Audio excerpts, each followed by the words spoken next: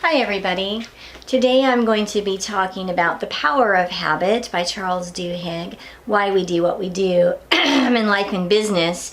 And specifically we're going to be talking about the habit loop in chapter 1 and 2. So let's start on page 19. If you have your books, go ahead and get them out. On page 19 he's given us a very nice little graphic, and I have not a near as nice graphic on the board because I am not an artist by any means. So the habit loop is basically three pieces. We have the cue, we have the routine, and then we have the reward. It's a three-step loop. So we have the cue, which is a trigger that tells your brain to go into an automatic mode and which habit to use. What is a trigger? If we think about a trigger as like a start button, okay? So when you walk into, let's think about a stoplight. When you go to a stoplight, when you're driving in your car, everybody drives or at least rides in a car.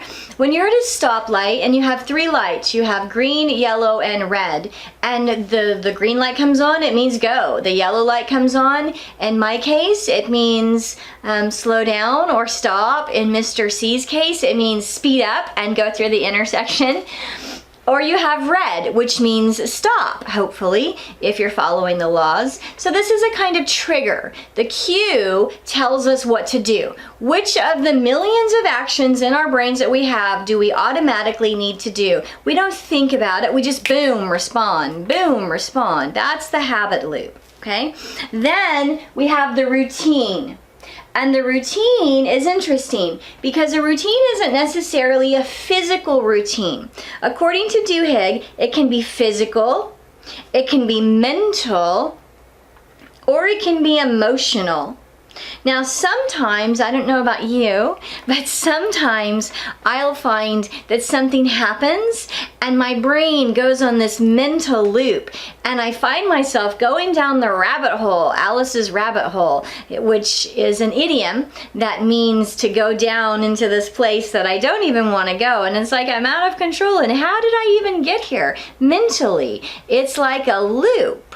We also have emotional loops sometimes. So this is just somewhere where we go. It's a routine. We do it automatically. And then of course we have physical routines as well.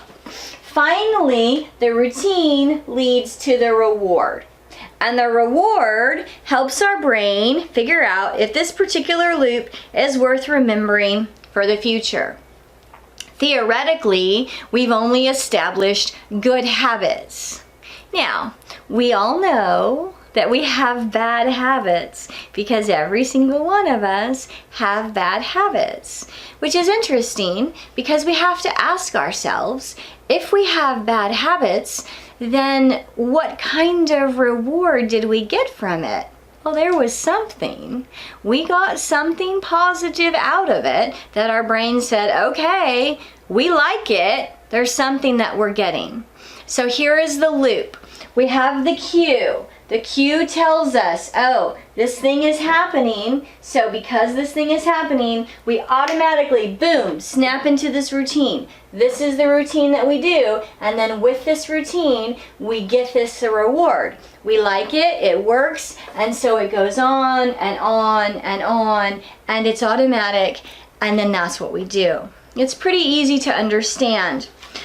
When we move then on to chapter 2, this is when it gets a little bit more confusing, and I find that previous students have had a little bit of problems with craving. Let's look at page 33. If you have your book, look at page 33. At the bottom of 33, it says that craving is what powers the habit loop. Well, what is a craving? Well, a craving is what powers the habit loop, but what does that even mean? How does a craving power the habit loop? Well, the craving is what we get from the reward. So we get the reward and we like the reward. Look on page 47. At the bottom of the page, down here, bottom of the page, it says all the things in the book which you've read, I'm sure, this explains why habits are so powerful. They create neurological cravings. Our brains like to feel good. Our brains, they like rewards. Who doesn't like a reward? Let's be real. Everybody likes a reward. So what happens is we start to crave the specific reward. Look on page 51 in the middle of the page. He says, talking about these specific habits emerging right here in the middle of the page, he says the reason that they continued this action was a specific reward that they started to crave. We have the cue, we have the routine, we get the reward. We like the reward. We start to crave the reward. We start to say, hey, you know what? I liked that reward. I liked that feeling. I liked that mentality. I liked that emotion. I want some more of it. I want some more of it, so I'm going to continue the routine. I'm going to continue it, and therefore, I'm going to continue my loop. Look on page 59 at the bottom of the page, in this paragraph, this final paragraph here at the bottom of the page, it says, cravings are what drive habits.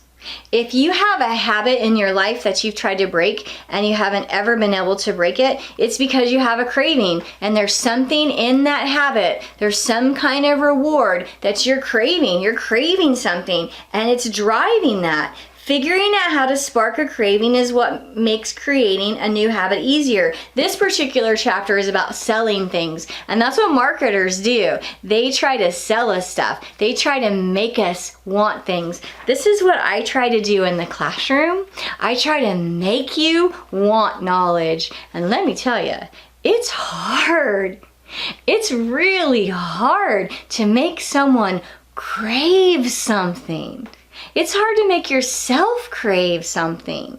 But that's what we're talking about here. Cue, routine, and reward. So when you're thinking about craving and you're thinking about reward, craving and reward are very similar. They're not the same, but they're absolutely connected. The craving and the reward are connected. You crave the reward. The reward is something you get at the end, but the craving is something that you want. So you want it. You want the reward. You want it here. You have the cue, you have the routine, you get the craving, you get the reward. Ooh, I like it. So I keep going, and I keep going, and I keep going. And that's the habit loop. The habit loop occurs, the craving is what drives it. And that's chapter 1 of 2 of Power of Habit.